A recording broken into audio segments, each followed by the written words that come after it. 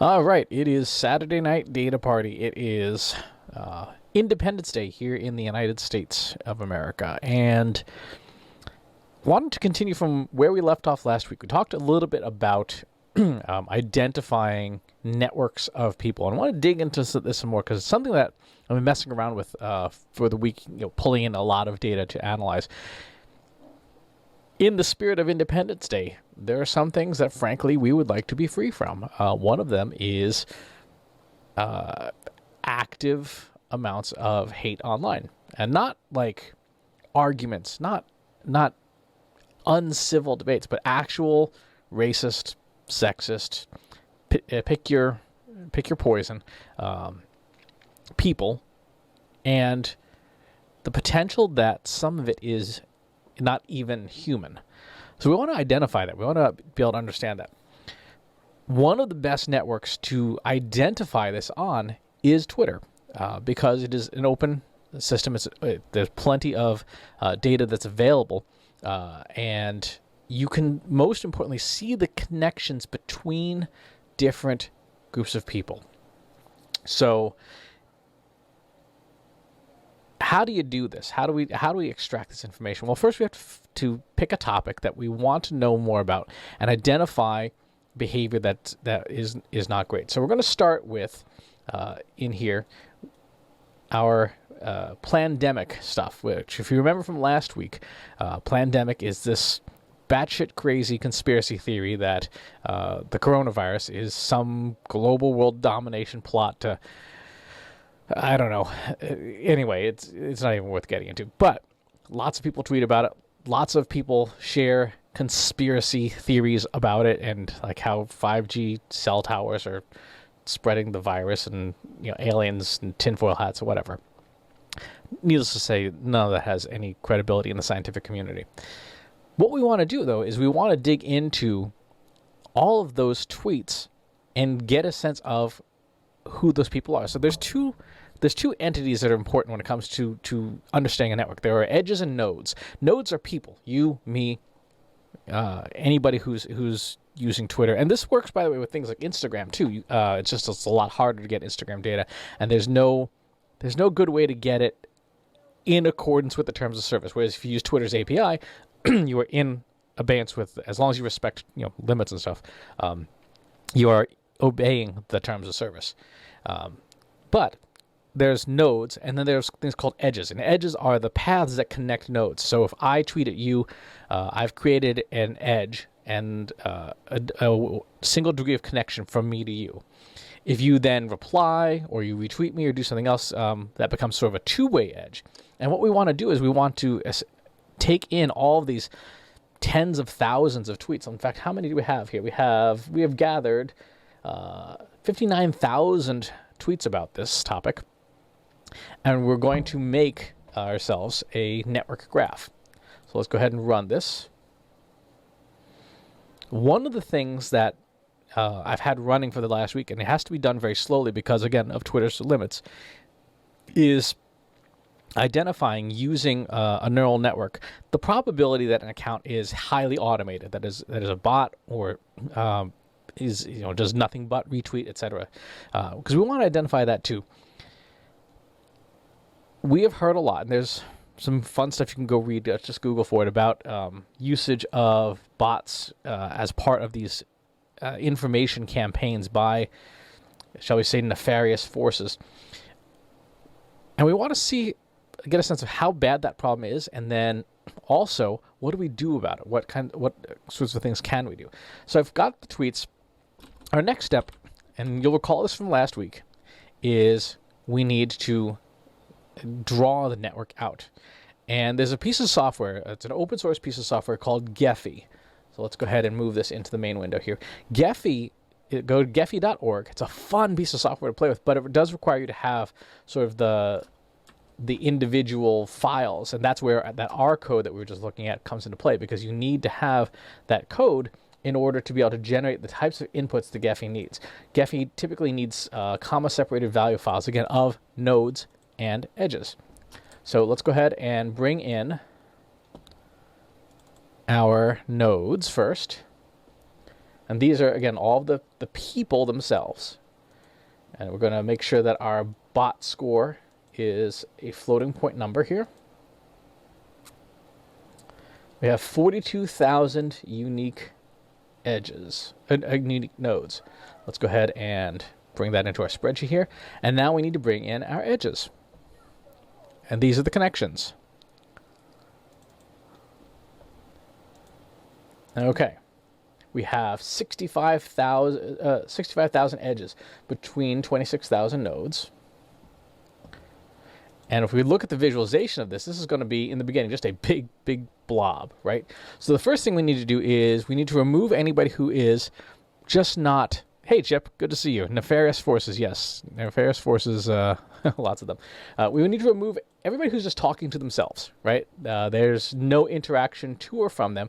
And then we're going to do this by these degrees of connection. If you're familiar with Kevin Bacon, 6 Degrees of Kevin Bacon, you know, so-and-so is connected to this, who's in this movie, and so on and so forth. Same idea. We're going to try and identify how interconnected the network is. So we want to get rid of everybody. You'll see there's two types of degrees. There's in degree, meaning a connection coming to you. So if somebody tweets at CSPen, that would be an in degree connection to me. If I tweet, say, out to Chip Griffin, then that would be an out degree for me. People who have no degree in or out essentially are just talking to the air. And for the sake of this analysis, that's not going to be helpful. So let's go ahead and just take those people out, delete them, and our network graph should be a little bit easier to see. Not a whole lot, but a little bit better. Let's rerun our connection. Now we can see we're basically up to everyone in this network being almost 2 degrees of connection to each other. We're next going to run our importance measure. So this measure is called eigenvector centrality measurement.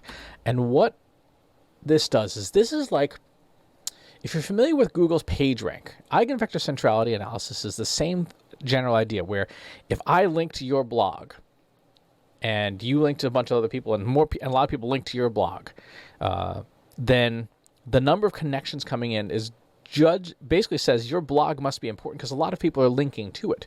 Likewise, if you link out to a bunch of people, chances are you're saying, okay, I'm sort of giving away my credibility. So eigenvector centrality is a good measure of influence in the sense of saying, who does everyone else talk about? Now, for our coloration, let's rank, and we're going to rank on the probability that that an account is a bot, right? I think that's a really fun, easy way to do that. And let's also make sure we've got our labels set here. Labels are just the names of the accounts. And let's make sure our labels are scaled to the size of the node. Turn them on. And for coloration, let's apply green, yellow, red. Red being more likely to be a bot. That's a pretty dense graph. Let's then apply for sizing.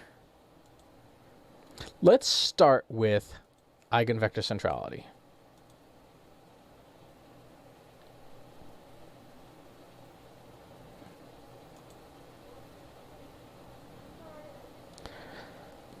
Well, so this is pandemic. This is people who believe that the coronavirus is a secret conspiracy theory. And there's one node that stands out real large, and that's, for the purpose of this analysis, not going to be super helpful. So let's look at the number of nodes where there's just a lot of stuff outgoing, just stuff constantly coming from those nodes, the out degrees.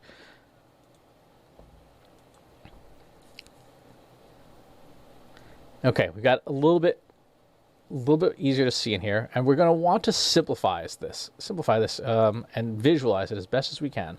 So let's go ahead and set our gravity to 4. And this may or may not crash the live stream because this is a very, very computationally intensive thing to do. We're going to essentially draw out this graph and get a sense of what the network looks like. You can see there's an awful lot in here that you could, of yellow, orange, and red dots that indicate there's a fair number of accounts here that may be automated. And those automated accounts could be sharing information that, frankly, isn't all that helpful, right? If you're trying to promote useful scientific information about fighting a pandemic, having automated accounts sort of shoving this plandemic narrative might not be the best thing in the world.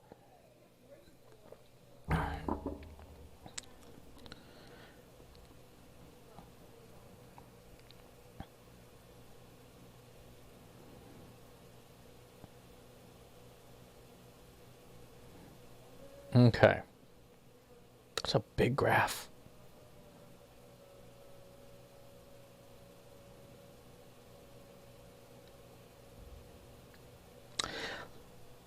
Let's take out, to simplify this, since we're going to be focusing on the out degrees, let's also take out anybody who is not sending any information out. So we'll sort by here and just take all the out degrees out. That will remove a few thousand more.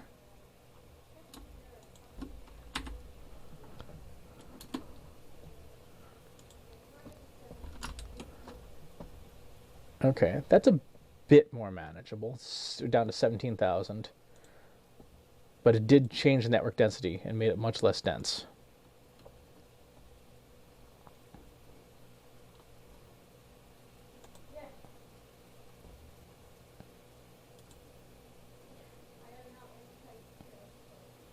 Okay. We can already see that this network is starting to come together. There's a little bit of order to it. There are definitely some super nodes, really, really big nodes. So let's do this now. We can render the pretty picture another time. What we want, though, is we want to take out what this table is of the highest degrees. And we're going to turn this into just a regular old-fashioned spreadsheet. Let's go ahead and open up our Microsoft Excel. All right, and again, we're using out degree as our measure. Let's sort that by largest to smallest, the biggest, loudest nodes. Let's take out a few, take out the top 50, right? That's a good starting point. And put them in a file here.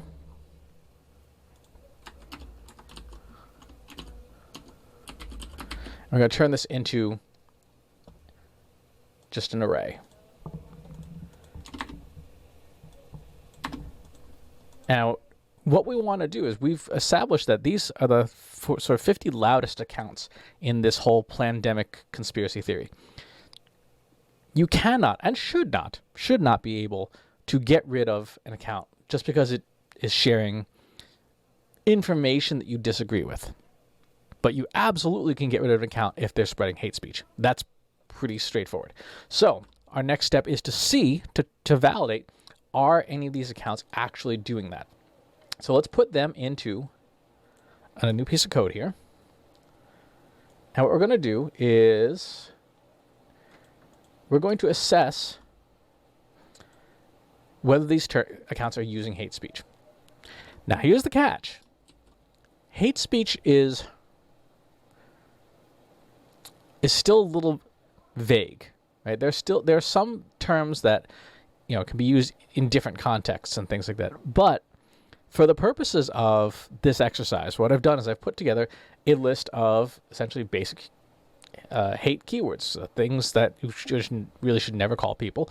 Now, the question you may have is, well, how do you know all this?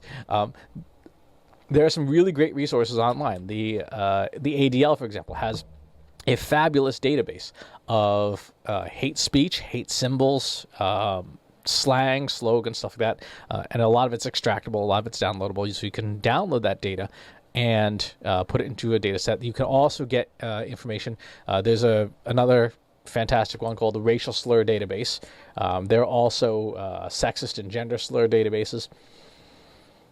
When you start doing stuff like this, I will lend you this note of caution. There is a quote, and I want to say it's by Nietzsche, that when you stare into the abyss stares into you. If doing this sort of work, I'm going to get this started while we talk about this. If doing this sort of work is of interest to you, to identify and root out people using hate speech, you're going to be exposed to a lot of it. and you're going to be exposed to some really, really nasty stuff. The stuff that makes you seriously question whether humanity is worth saving. And if you do too much of it, you will get to a point where you're like, yeah, you know what? Let's just let the human race exterminate itself. So any kind of work like this is work that you have to know that you can handle doing, and that you have to have a good support system personally to do it. That means, maybe a therapist, a group of friends, close friends and things, anybody who can help you bear that burden and can keep an eye on you to make sure that you're not losing yourself in it too. One of the things that, in talking to law enforcement officers and working with them, in a martial arts capacity, they have to be real careful not to become the thing they're fighting, right? Chip says, I once had a briefing from NCMEC and the impact of the work that researchers and investigators do to their own mental health. Yeah. When you stare into the abyss stares into you. And ideas and words and things are just as infectious as viruses. So it's something that we have to be very, very careful of. And we have to have a solid support network. So a lot of this stuff I'll do like once a week, and then go hang out with friends and things, online because pandemic, to make sure that I keep my own bearings and that I don't get lost in this. When this is done, what you'll get is essentially that large list of users, right?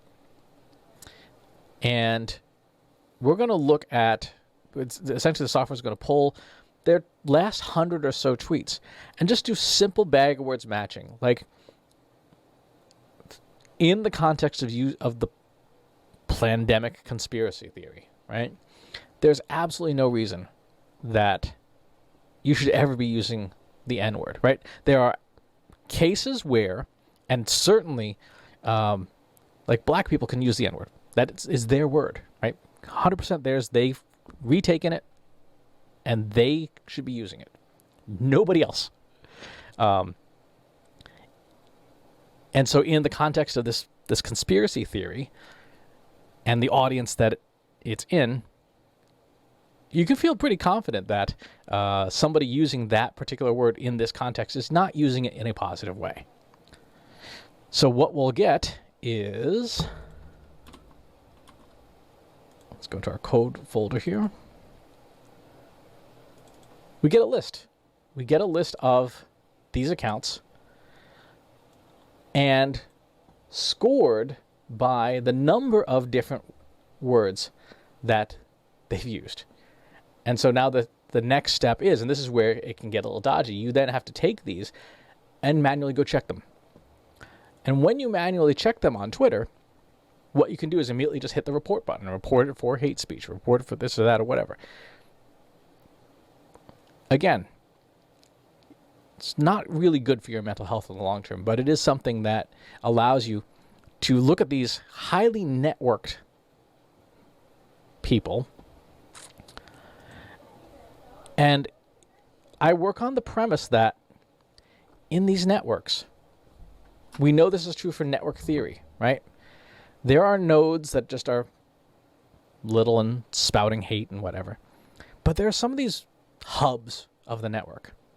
If those hubs, which is the ones that we've identified, are also sharing hate speech, and we can remove them from the network by getting their accounts canceled for using blatantly hateful speech, what will happen to the network? Will you be able to disassemble the idea or slow its spread by taking out those hubs?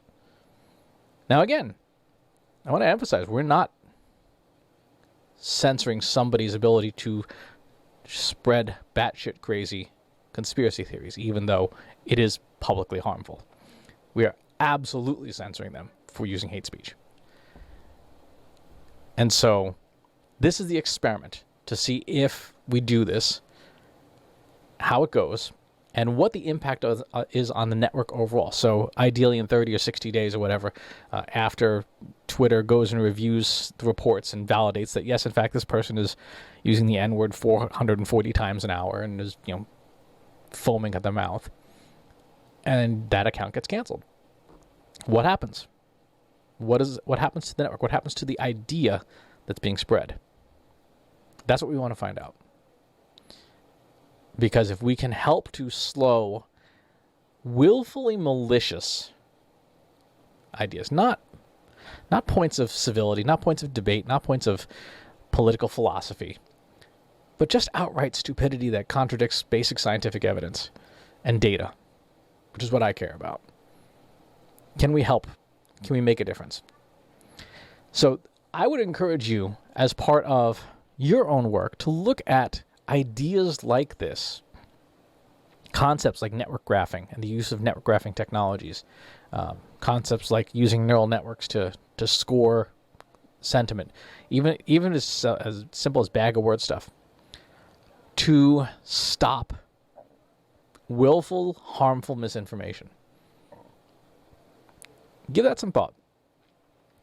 Thanks to everyone who stopped by to watch and leave commentary. I appreciate you being here. If you have questions about this or follow-ups and you want to chat about it, go over to our Slack instance, trustinsights.ai/analytics for marketers. Happy to hear your perspectives and get your feedback on the code, the graphing technology, the ways that you can use this technology in positive ways too, not just to remove intentional hate speech from the internet one little bit at a time, but maybe to also identify how can you amplify good ideas? How could you turn this around and say, okay, well, this is a hub. Can we introduce a good idea, like wear a mask, to the hubs and get the hubs to boost that signal through their networks? Networks, this is the essence of social media, is the network itself. But most people who are in social media marketing never actually dabble in the networking technology part to maximize its impact. So give that some thought, and thanks for tuning in. Catch you next time. Want help solving your company's data, analytics, and digital marketing problems? Visit trustinsights.ai today and let us know how we can help you.